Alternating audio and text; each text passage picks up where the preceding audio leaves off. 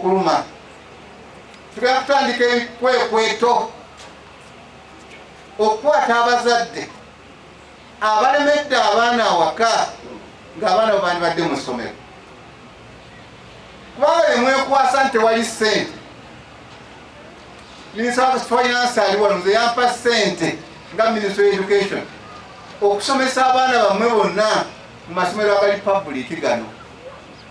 Bishop atugenda otugamba essomero terinajjula n'abaana, naye abantu bali mu kitundu muno abaana batayaaya butayaaya, batunda masiki, batunda miyembe, batunda enanansi. Aya lwaki mutukolera ettima? Nsaba mukadde wange Bishop Kereziya etugattireko eddoboozi. Nsaba abakulembeze bannange mwenna tugatte eddoboozi, tuyigge abaana abo bonna bonna abateekeddwa okuba mu ssomero nga tebali mu ssomero tubazze mu ssomero.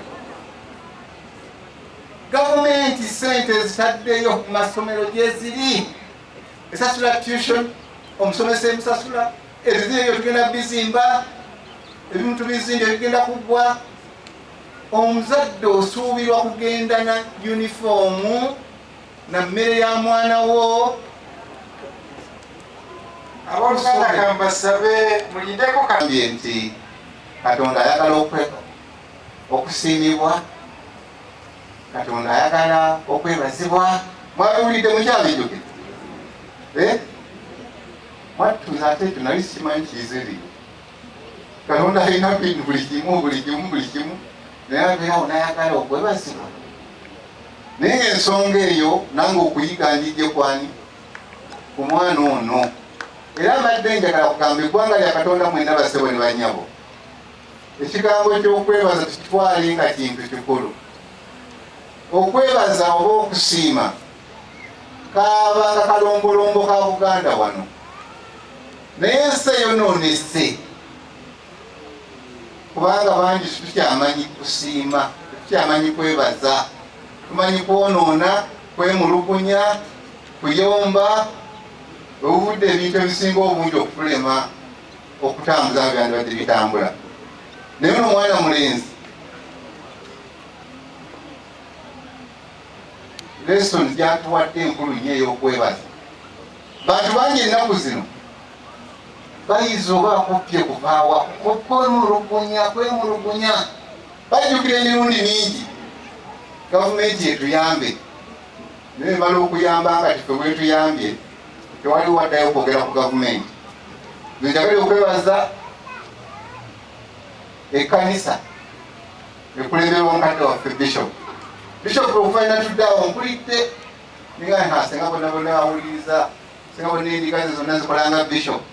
Muwulidde ng'avaayo n'eddoboozi okwebaza gavumenti ebirungi byekoze.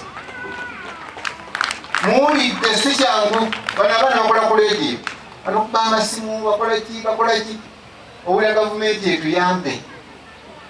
Towulire baga nti aba tuzimbidde amasomero. Kati omwezi guno n'ogujja amasomero gwe tuzimbye aga secondary school gasukka mu 10,17. Tuli bize tugazimba ge gagamba tugenda okuggulawo.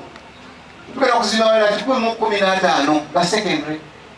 Tugenda kuzimba primary schools n'okutulere plan ez'obupya gano agasooka amakadde. Gavumenti ebintu byekoze bwama biyitirivu. Bwogenda waggulu eri twagamba ne yunivasite emu kati kuteeka ttaffaali okusoma kwa mwana ono. Osomye journalism,